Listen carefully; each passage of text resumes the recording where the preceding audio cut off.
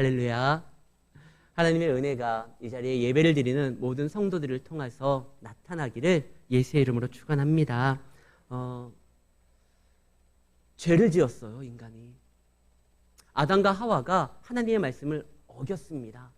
단순히 어떠한 규칙을 실수로서 이렇게 선을 넘었던 정도가 아니라 고의적으로, 심지어는 하나님처럼 되고자 하는 그 욕망이 그들로 하여금 죄를 짓게 만들었습니다. 근데 죄의 결과가 자신들이 생각한 것보다 더 무겁게 다가오는 거예요. 죄를 짓는 그 순간 몸이 먼저 압니다. 영혼이 깨닫게 됩니다. 우리가 정말 큰일을, 잘못을 저질렀구나. 죄를 짓는 그 순간에 그의 존귀함과 하나님의 영광됨이 그들의 몸에서 떠나게 되었습니다. 그러니까 하나님의 말씀이 너무나 무겁게 다가오는 거예요. 분명히 하나님의 말씀이 뭐라고 했었죠? 이것을 먹는 날에 너가 정녕 죽을 것이다. 이스라엘의 초대 왕은 바로 사울이었습니다. 그 사울이 자기의 사위이자 이스라엘의 군대 장관 다윗을 죽이기 위해서 군대를 일으킵니다. 그의 평생에 이 다윗을 죽이는 것이 그의 목적이 되었습니다. 그로 인해서 다윗은요, 망명까지 하게 되고 숨어서 지내게 되었습니다. 근데 그 사울 왕이 죽게 된 거예요. 그리고 다윗이 왕이 됩니다. 예전에는요, 왕조가 바뀌게 되면 전 왕조의 모든 그 가족들을 죽이게 되어 있습니다. 반역의 씨를 없애야 되니까요. 이때 사울 왕에게 손자가 하나 있었는데 그 손자 이름이 무비보셋입니다.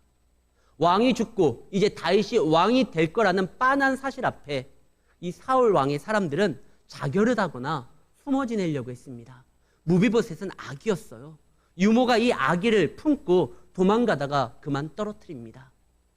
제대로 치료를 받지를 못해요. 숨어 지내야 되니까. 이 아이는요, 제대로 치료를 받지 못했기 때문에 평생 절름발이가 됩니다. 근데 숨어 지내고 절름발이인 상태에서도 변변한 치료도 받지 못하고 다윗이 다스리는 그 나라에서 숨죽이면서 마치 자기가 나중에 이런 고백을 하거든요. 나는 죽은 개입니다. 정말 죽은 개처럼 소망 없이 살아갔는데 다윗에게 발각이 됩니다. 어떻게 알았는지 어느 날 군인들이 와서 그를 연행합니다. 왕이 너를 찾는다. 아, 이제 끝났구나. 죽은 개처럼 생명을 연장해서까지도 삶에 대해 미련이 있었는데 나는 이제 끝났구나. 다윗 왕 앞에 섰었을 때 그 무비보셋은요, 정말 파르르 떨면서 어찌할 바를 몰라서 또 이제 삶을 더 이상 이어갈 수 없다는 것 때문에 한탄하면서 체념했을 거예요. 근데 이제 죽을 수밖에 없는, 최악밖에 생각할 수 없는 상황에서 다윗이 너무나 부드러운 음성으로 이렇게 말을 합니다. 무비보셋아, 두려워하지 말아라. 너가 알지 못하는 너의 아버지와 나와의 약조가 있었다. 죽을 수밖에 없는, 최악밖에 생각할 수 없는 그 순간에서 무비보셋은요, 다윗의 아들과 같은 지위를 얻게 돼요. 그날서부터 무비보셋은 다윗 왕과 함께 식사를 나누는 정말 아들과 같은 존재로 높여지게 되었습니다. 이것은 자기의 어떠한 것이 아니라 다윗 왕이 자기를 어떻게 생각하고 다윗 왕이 자기 아버지와 맺었었던 그 언약을 기억하고 행동한 것이에요. 오늘 성경 본문에는 최악밖에 이제 생각할 수가 없습니다. 바람이 붑니다. 하나님이 나타날 때 항상 보여지는 그 징조가 일어나기 시작합니다. 아담과 하와는 죄를 졌기 때문에 그의 영광이, 존귀함이 떠났기 때문에 너무나 부끄러워서 감히 하나님 앞에 설 수도 없어서 낯을 피하여 숨습니다. 그 몸이 이제 너무나 이제 더 이상 자랑스럽지 않아서 나뭇잎으로 가립니다. 하나님이 우리를 발견하면 그분의 말씀대로 우리를 정녕 죽일 것이다. 우리는 그 말씀을 가볍게 여겼는데 죽을까 하노라 하면서 저거 먹어도 아무런 문제가 되지 않고 오히려 먹으면 하나님처럼 될 수 있으니까 이제 하나님과 우리가 대등한 입장에서 살아갈 수 있다라는 희망이 불어서 그거를 먹었는데 하나님의 말씀은 틀림이 없었어요. 정말 그걸 먹으니까 자기가 느낄 수 있을 정도로 이것이 너무나 큰 문제라는 것을 인식하게 된 거예요. 근데 이제 하나님이 나타납니다. 아담아, 너가 어디 있느냐? 이제는 죽을 수밖에 없겠구나. 제가 여기 있습니다. 근데 하나님께서요, 최악만을 생각하고 이제 정녕 반드시 죽고 죽으리라 말씀하셨던 그 말씀을 어겼었던 이 아담과 하와, 이제 우리는 끝났다 생각하는데 하나님께서 그들에게 약속을 줍니다. 하박국 3장 2절에 보면은요, 하나님은 진노 중에서라도 긍휼을 베푸시는 자예요. 그래서 그것을 알고 있었던 이 선지자는 이렇게 말을 합니다. 여호와여, 내가 주께 대한 소문을 듣고 놀랐습니다. 어떤 이야기죠? 이스라엘 백성들이 한 번은 무너져야 된다는 거예요. 그들이 하나님의 말씀을 어겼기 때문에. 여호와여, 주의 소문을 내가 듣고 너무나 떨려서 당황했습니다. 놀랐습니다. 그러나 주는 주의 일을 이 수년 내에 부흥케 하소서, 이루어달라는 거예요. 반드시 이루어 주십시오. 그러나 진노 중에서라도 긍휼만큼은 잊지 마시옵소서. 진노 가운데서도 당신의 백성이 말씀을 바라보고 의지할 때 우리에게 긍휼을 잊지 마시옵소서.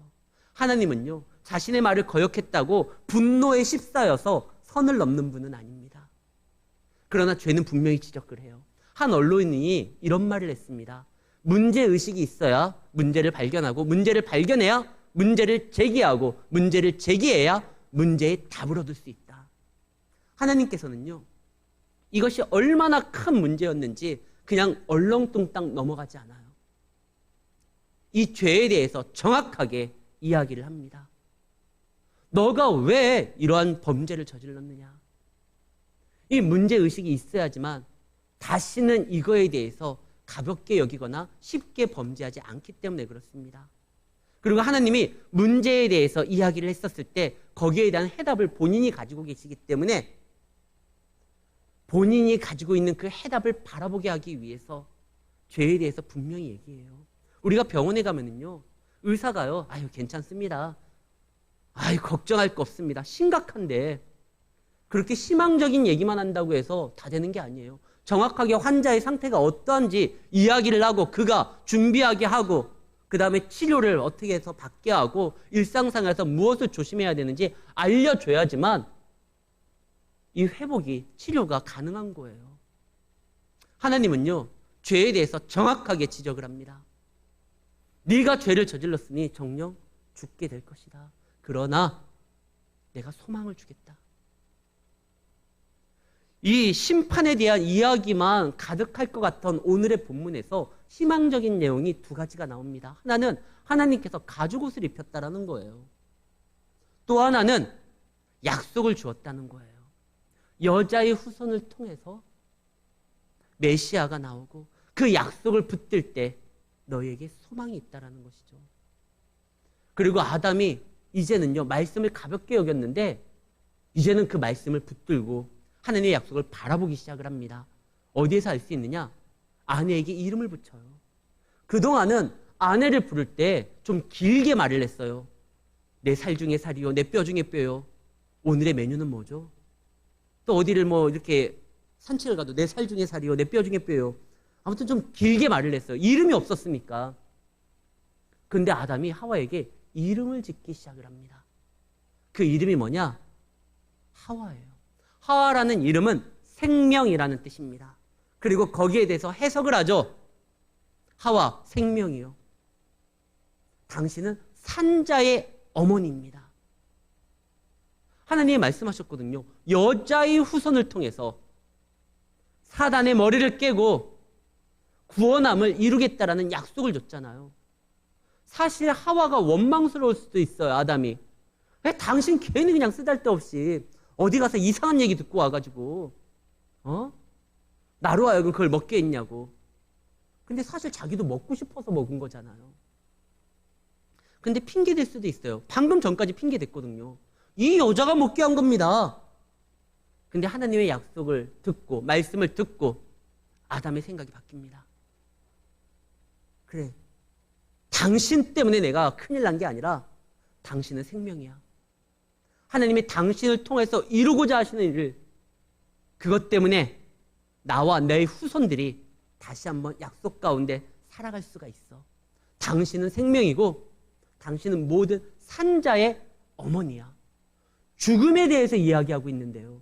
사실 죄의 결과가 가지고 온 것이 크게 보면 세 가지입니다. 먼저 하나님의 친밀한 관계가 끊어졌어요. 그로 인하여 우리에게 영광됨이 사라지는 영적 사망이 이르게 되었습니다. 두 번째, 이 죄의 결과로 인하여 우리는 다시 흙으로 돌아갑니다. 죽음이 왔습니다. 육체적 죽음이죠. 세 번째, 이제 우리는 늘 감사하고 행복한 삶이 아니라 고통, 고난 가운데 살아가게 됩니다. 우리가 겪는 아픔과 고통과 절망은 다 죄의 결과입니다. 이것이 온 거예요. 그래서 천국에는요, 아픔도 슬픔도 걱정도 고통도 없어요. 왜? 죄 문제가 다 해결된 곳이니까요. 근데 이 땅에서 살아가는 우리는 이 고통 가운데 살아가게 됩니다. 그러면 우리가 영적 사망에서 이겨낼 수 있고 영원한 죽음에서 살아갈 수 있고 고통과 고난에서 벗어날 수 있는 건 이 죄 문제가 해결되면 되는 거예요. 근데 죄 문제는 어떻게 해결되느냐? 우리가 해결할 수 없어요. 오직 여자의 후손이 와야 되고 우리는 그 여자의 후손이 온다라는 사실을 믿음으로 약속으로 바라보고 그분을 기다리고 그분을 통해서만이 죄 문제가 해결될 수 있습니다. 그래서 이제 아담이요, 그래, 내가 처음에는 말씀을 가볍게 여기고 쉽게 생각했는데 이제는 이미 엎질러진 물은 다시 되돌릴 수는 없다 할지라도 이제는 다시 한번 하나님이 우리에게 주신 그 기회를 붙들이라. 근데 죄의 결과로 여인이 받은 것은 해산의 고통이 심해진다라는 거, 그리고 남자의 다스림을 받아야 된다는 거예요. 근데 여기에서도 희망이 있는 거예요. 해산의 고통이 심하기는 하지만 불임은 아니에요. 여전히 출산할 수 있다라는 약속이 주어진 거예요. 남자의 다스림을 받는다고 하지만 그것은 여자가요, 남자보다 더 많은 것을 감당할 수 있는 남자를 돕는 배필로서 하나님이 존귀하게 만들었잖아요. 근데 그 대단한 재능과 은사를 가지고 여자가요, 혼자 폭주하다가 이 문제가 된 거거든요. 그러니까 안전장치, 제어장치를 주는 거예요. 남자를 통해서. 영적인 의미면 여기 남자들도 해당됩니다. 신랑 대신 예수의 가르침과 그분의 인도함을 받아야지만 이제 우리가 살아갈 수가 있다는 것이에요. 그럼 남자에게는요, 너 이제 일을 하니까 땀 흘리고 고통스럽게. 근데 약속이 또 뭐죠? 생산이 된다는 거잖아요. 네가 비록 이제 땅을 갈고 그로 인하여 노동을 하고 힘들게 밭을 갈고 열심히 일을 해야 되지만 약속은 그래도 주겠다는 거예요. 하나님은요, 지금 아담과 하와를 심판하는 게 아니에요. 죄의 결과에 대해서 이야기하고 그로 인하여 나타나는 것에 대해서 설명하면서 그들에게 소망을 줍니다.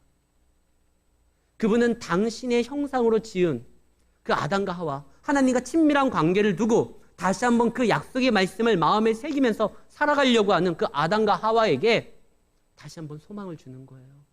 믿는 사람들에게는 하나님의 진노 가운데서도 긍휼함이 있습니다. 우리는 그분의 자녀니까요. 하나님은 아예 모르는 하나님의 구원함을 인정하지 아니하는 세상 사람들과 다릅니다. 우리도 실수하고 우리도 넘어집니다. 우리도 범죄합니다. 그러나 우리는요, 하나님의 약속을 붙들기에 다시 한번 기회가 있습니다. 아담과 하와에게 불임에 대해서 얘기하거나 실업에 대해서 얘기하는 게 아니에요. 출산할 거야. 그러나 죄로 말미암아 네가 크게 고통을 당할 거야. 생산할 거야. 그러나 땀을 흘리고 노력을 해야 될 거야. 하나님은요, 죄의 결과를 우리 사회를 이루는 데 있어서, 사회를 형성하는 데 있어서 가장 중요한 것 중에 하나가 여인은 출산해야 되고요. 그래야지 사회가 이루어지잖아요. 그 다음에 노동해야지만, 생산해야지만 살아갈 수가 있습니다. 하나님은 우리의 사회를 구성하는 가장 기본적인 거에 죄의 결과를 결부시킴으로 인해서 이 죄라는 것이 관념적이고 추상적이고 막연한 것이 아니라 실제적이며 우리의 삶에 어떻게 큰 영향을 줬는지 알게 만드셨어요. 그래서 이 문제를 해결하기 위해서 주님을 찾게 만든 겁니다. 그러면 여자의 후손으로서 예수님이 오셔서 모든 문제가 해결되면 이제 해산의 고통은 사라져야 되는 거 아닌가, 이렇게 반문하실 수도 있어요. 근데 예수님이 오시고 우리가 예수님을 믿는다 할지라도 해산의 고통은 여전히 있습니다. 저는 봤거든요. 제 두 딸아이를 출산할 때 제 아내의 표정을 저는 현장에서 봤어요. 비록 3대째 믿는 가정에서 제 아내가 신실하게 하나님을 믿는다 할지라도 아이를 낳을 때 해산의 고통은 여전히 있어요. 저는 하나님을 믿습니다. 그분을 신뢰합니다. 어려서부터 유아 세례를 받았고 믿는 가정에서 말씀을 먹고 자라났습니다. 그런데 목사님, 직장 생활이 스트레스고 살아가는 것이 고생입니다. 아니, 예수님이 왔고 이제 그 약속의 후손, 여자의 후손을 우리가 믿는데 그분으로 인하여 죄 문제가 해결됐는데 왜 이렇게 힘이 듭니까? 지금 여기가 천국이 아니거든요. 비록 예수를 믿는다 할지라도요, 해산의 고통은 여전하고 노동의 아픔은, 힘듦은, 스트레스는 계속적으로 이어집니다. 그러나 근본적인 문제가 예수로 인하여 해결됐어요. 그래서 고통이 있고 아픔이 있지만 믿는 사람에게는 그 의미와 뜻이 전혀 다르게 해석이 됩니다. 이제는 죽어도요 천국이고요, 아파도 위로가 있고요, 절망 가운데서도 약속을 붙드는 자, 영원한 소망이 있고, 그 다음에 우리가 살아가는데 그분의 인도함이 있다는 거예요. 근본적인, 죄로 인하여 나타날 근본적인 것은 해결이 됐습니다. 사랑하는 성도 여러분, 우리가 죄 때문에 지금 하나님을 면전에서 얼굴과 얼굴을 맞대고 그분과 대화하는 자리까지는 나아가지는 못한다 할지라도 이곳에서 주의 말씀을 들을 수 있고 우리가 예수의 이름을 고백하면서 하나님 앞에 기도할 때 우리의 기도를 들어주시는 그 관계는 회복이 됐어요. 그리고 이 땅에서 우리는 하나님의 자녀로서 살아가다가 그분의 약속된 그 영원한 나라에 들어갈 수도 있고, 그리고 그뿐만 아니라 이 땅에서도 얼마든지 하나님의 것을 이 땅으로 가지고 와서 사용할 수 있는 그런 약속이, 은혜가 있다는 거 기억하시기를 바랍니다. 요즘에 없다 시리즈라는 것이 있어요. 제가 그걸 보고 참 맞는 말이다 싶었어요. 10대는 철이 없고, 20대는 답이 없고, 30대는 집이 없고, 40대는 돈이 없고, 50대는 뭐였더라? 50대가 뭐가 있었는데, 일이 없고, 60대는 낙이 없고, 70대는 이가 없고, 80대는 배우자가 없고, 90대는 시간이 없고, 100세는요 다 필요 없대요. 이거 보니까 참 맞는 말 같아요. 그러네, 참. 누가 이거 이렇게 기록했는지 나름 참 고민하고 현실을 제대로 짚었구나. 우리가 하나님 안에서 말씀대로 살아가다가 아담과 하와가 범죄함으로 인하여 그 관계가 끊어졌다고 했잖아요. 그러나 아담과 하와에게 없다가 아니에요. 여전히 일이 있고 또 하와에게는 출산할 수 있는 그런 생명을 품은 산자의 어미라는 이름이 있고 약속이 있어요. 세상 사람들은 없다 하지만 우리는 그 없는 가운데서도 하나님께서 주시는 은혜가 있음을 기억하시기를 바랍니다. 비록 아이를 낳는 것이 고통이라 할지라도 우리는 아이를 출산해야 돼요. 비록 일하는 것이 힘들다 할지라도 땀 흘리면서 일을 해야 돼요. 왜? 그분의 나라가 오기까지 우리는 이 땅에서 받은 사명이 있기 때문에 그렇습니다. 아니, 이제 예수님이 왔는데 여자가 왜 출산을 해야 됩니까? 생육하고 번성하고 땅에 충만하고 땅을 다스리라. 이 약속은요, 이 명령은요, 계속적으로 유효합니다. 우리가 아이를 출산하는 것은 단순히 이제는 여자의 후손으로 오실 메시아를 기다리기 위해서 이제 여자들이 출산하는 건 아니에요. 이미 예수님이 오셨기 때문에. 그러나 아이를 출산함으로 인하여 이 아이를 믿는 사람으로 만들어 하나님의 귀한 역할을 감당하게 만드는, 십자가 군병으로 만드는 이 사역이 아직 있는 거예요. 남자들도 수고하고 애씀으로 인하여 비록 직장에서 스트레스를 받아서 사표를 하루에도 10대 번은 쓰고 싶은 마음이 든다 할지라도 우리는 노동을 통해서, 땀을 통해서, 생산되는 것을 통해 다시 한번 주의 나라를 이루기 위해서, 내 사명을 감당하기 위해서, 그곳이 곧 하나님의 나라를 이루게 만들기 위해서 우리는 오늘도 힘써야 됩니다. 네덜란드의 수상이자 목회자였었던 아브라함 카이퍼라는 사람이 있습니다. 그 사람은 목사예요. 목사인데 모든 영역에서 하나님의 뜻과 하나님의 나라를 선포해야 된다고 해서 수상이 됐어요. 네덜란드. 그 수상이 됐었던 아브라함 카이퍼, 그의 사상을 한마디로 요약하면 영역 주권 사상입니다. 모든 상 가운데 교회뿐만 아니라 사회에서도, 직장에서도, 나라도 하나님의 주권이 움직여야 되기에, 그러할 때 이곳이 곧 하나님의 나라가 되기 때문에 그런 마음으로 수상에 출마하고 그러한 생각으로 나라를 지도했던 사람이에요. 아브라함 카이퍼처럼 우리가 정치적인 어떠한 길이 열리지 않는다 할지라도 적어도요, 하나님께서 열어주신 삶의 영역에서 우리는 이것을 감당할 수가 있어요. 적어도 내가 엄마로서, 아내로서, 남편으로서, 아버지로서, 아들과 딸로서, 그리고 사회의 직장인으로서 그 어떠한 순간의 위치에서든지 믿는 사람으로서 행동할 수가 있다는 것입니다. 비록 심판이 내려진 것처럼 보이지만 심판이 아니에요. 믿는 사람에게는 심판이 없어요.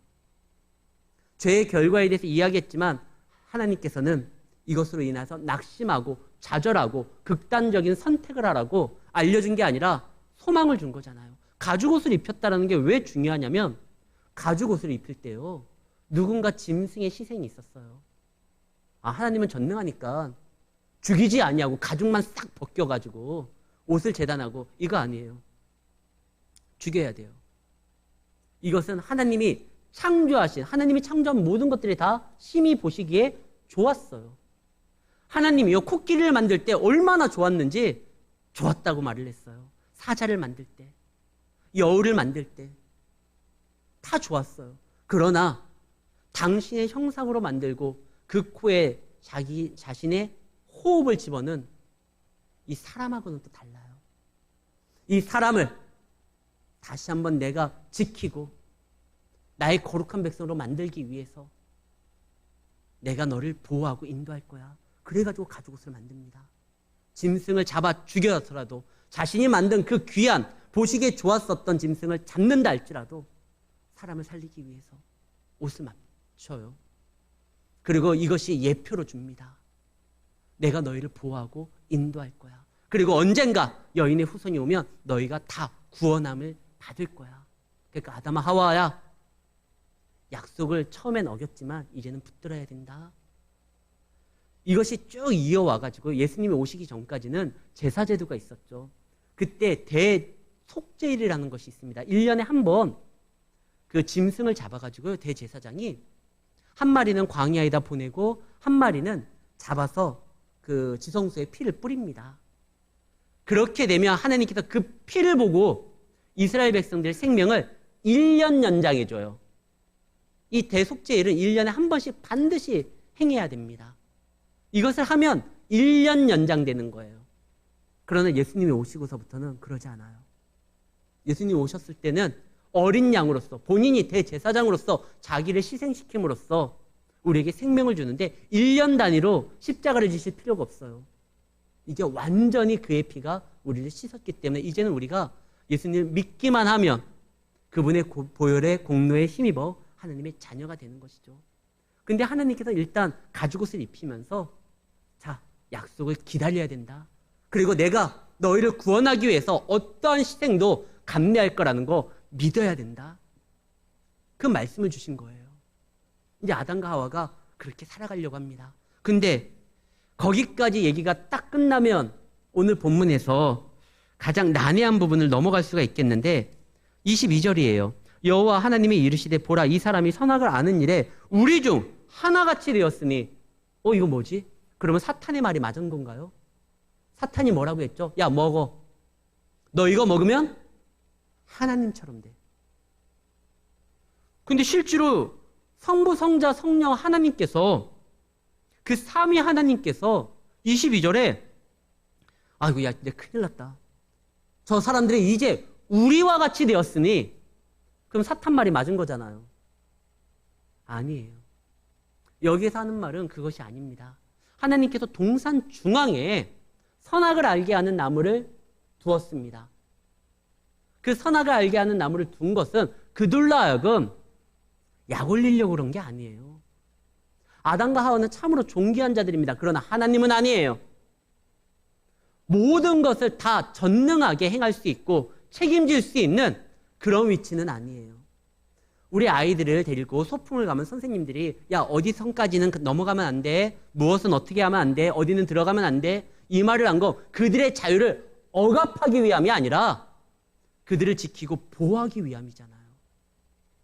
사람이 아무리 존귀하게 만들어졌다 할지라도 하나님은 아니에요. 피조물이에요. 그래서 그들이 스스로 행동한다 할지라도 그거에 대한 책임을 다 질 수가 없어요. 그래서 하나님께서 안전장치로 말씀을 들을 때, 말씀을 지킬 때 선악과 바로 옆에 뭐가 있죠? 동산 중앙에는 두 가지 나무가 있었습니다. 하나는 선악을 알게 하는 나무와 또 하나는 생명나무예요. 말씀을 지키면 하나님을 의지하면 얼마든지 생명나무가 그들에게 허락이 됐어요. 근데 그거를 먹은 거예요. 여기에서 우리같이 됐다는 건 우리처럼 어떠한 행동하는 데 있어서 하나님은 제약이 없잖아요.